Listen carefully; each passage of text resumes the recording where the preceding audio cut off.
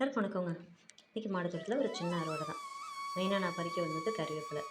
அது கூட பார்த்திங்கன்னா பறிக்க வேண்டிய அழகான கத்திரிக்காய் இருந்துச்சு. அதையும் சேர்த்து பறிக்கணும் இல்லைங்களா? பச்சை கத்திரிக்காய், அதுக்கப்புறம் பார்த்திங்கன்னா இந்த நாட்டு கத்திரிக்காய், பச்சை வரி கத்திரிக்காயும் இந்த சின்ன நாட்டு கத்திரிக்காயும் சேர்த்து பறிச்சுட்டு, அது கூட மாடித்தோட்டத்தில் ஒரு பக்கெட்டில், அதாவது பெயிண்ட் பக்கெட்டில் எப்படி தலைன்னு வந்துட்டு கறிவேப்பிலை வளர்ந்துருக்குன்னு பாருங்கள். செம்மையாக வளர்ந்துருக்குங்க. நான் வாரத்தில் ஒரு நாள் வந்துட்டு மொத்தமாக உடச்சிருவேன். மேக்ஸிமம் பார்த்திங்கன்னா கருவேப்பிலையை உடச்சி விட்டால் தான் துளிர் வந்து நல்லாவே வளரும்.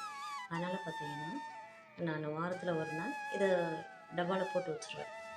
ஏன்னா ஒன்று ஒன்றா உடச்சா வந்து கருவேப்பிலைக்கு வந்துட்டு சரியான வளர்ச்சி கிடைக்காது. அதனால் பார்த்திங்கன்னா மொத்தமாக உடச்சிட்டு மேலே லைட்டாக அந்த துளிரை மட்டும் கட் பண்ணி விட்டுட்டோம்னு வச்சுக்கோங்களேன். அப்படியே துளிர் வந்துட்டு சூப்பராக வரும். எல்லா பக்கமும் நிறைய வெடிக்கும். இந்த பாருங்கள், போன வாரம் உடச்சது வந்து மேலே துளிர் வந்துடுச்சு. இது வந்துட்டு அதுக்கு போன வாரம் சின்னதாக இருந்த இலைகள்லாம் இப்போ பெருசாகிருச்சுங்க. இந்த மாதிரி பக்கெட்டில் வச்சு நீங்கள் கருவேப்பிலை வளர்க்கலாம். புளிச்ச மாதிரி அப்பப்போ தெளித்து விடுங்க, ஊற்றி விடுங்க, நல்லா வளர்ச்சி கிடைக்கும். நிறைய நமக்கு இலைகள் கிடைக்கும். இந்த மாதிரி மாடி தோட்டத்தில் நம்ம பறிச்சா எவ்வளோ சந்தோஷமாக இருக்கும். அது கூட அழகான ஒரு ரோஜாப்பூ. இந்த பதிவு லைக் பண்ணி ஷேர் பண்ணுங்கள், சப்ஸ்கிரைப் பண்ணுங்கள்.